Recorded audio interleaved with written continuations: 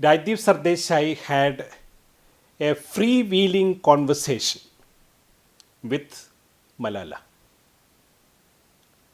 I will take this interview as a model to explain to you how to interview and how to craft an interview story. The headline given for the interview that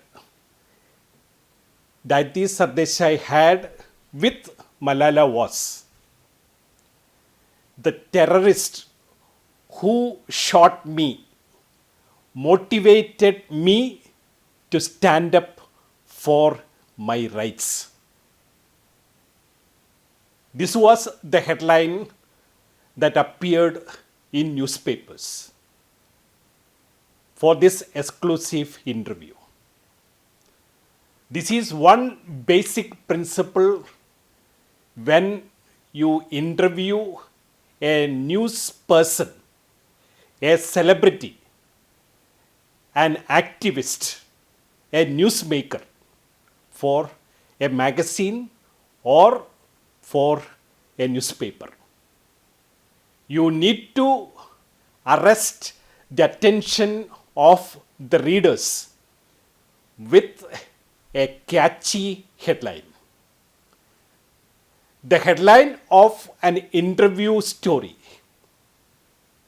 will always carry a very powerful and attention grabbing quote of the interviewee. "The terrorist who shot me motivated me to stand up for my rights." The headline is always followed by a strapline. The readers would like to know who made this statement, to whom. That is answered. These questions are answered in the strapline.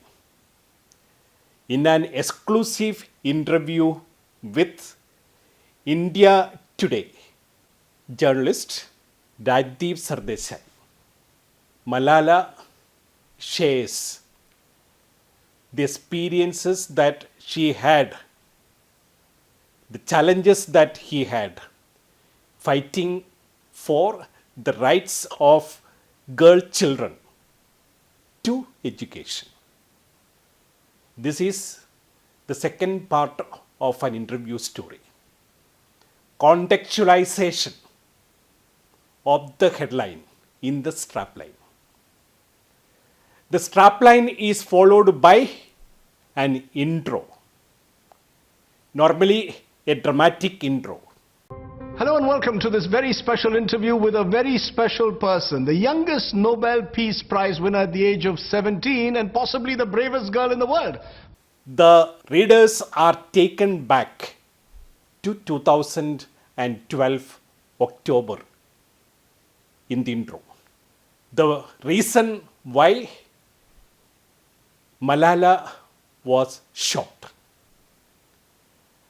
And the documentary that was made on her life, he named me Malala, the name of the documentary. The recognition that she was given by giving her Nobel Prize, and she was only 17 years old. After the intro, questions are asked and answers are presented before the readers. If you go deep into the questions that Rajdeep Sardesai had used, you will find a logic. Nobel Peace Prize winner at 17 and now a major film being made on your life by the time you're 18. You must feel like a superstar. Where does this self-confidence come from, wisdom? You seem to be, not just 18. You seem to be well beyond your years. Where does that come from? Where does that self-confidence come from in Malala? That the Taliban is not about religion, it's not about Islam, it's about trying to grab power. But it's power that's coming through the barrel of the gun. Can this power be fought? क्या इस ताकत को fight कर सकते हैं? Can it be fought? I don't see any anger and bitterness that you have against those who tried to kill you. You tend to smile.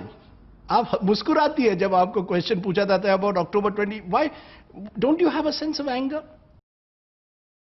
Your father, I see, is a real inspiration for you. You know, the movie is very much about your relationship with your father. Is he your driving force, your inspiration, your guru? In the book you say that you wanted to be a doctor first, now you want to be a politician. Is there a politician who inspires you? Any individual, any person who inspires you, who you would like to be like in public life? No, I'm just wondering sometimes whether you feel like a mountaineer who has climbed Everest. Now what mountain is left to climb? If at 17 you get the Nobel Peace Prize, ab kya reh gaya? What is left for Malala to do? The fact though is that as this film shows, you know, you become larger than life. Do you fear for your life at any stage? The kind of people who might want to target you because of the things that you say? What happens to those millions of girls, particularly in our part of the world, who don't have the kind of support system that Ziauddin in a sense gave you, your father gave you? What about those girls? Do you believe that their lives can change? Do you believe it's possible? Because you wrote, you know, in that famous speech you said, what, one book, one pen, one woman can change, you know, the world. Do you really believe that's possible? What are the basic principles when a journalist goes for interview to be followed? First and foremost, a journalist should prepare comprehensively. Every interview of a journalist can be compared with a university examination. When an examination is declared,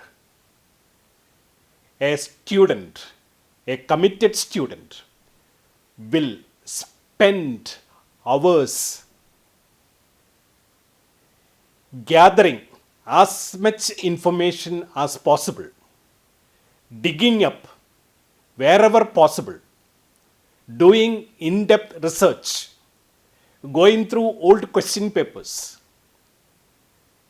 to be fully equipped to perform best in the examination.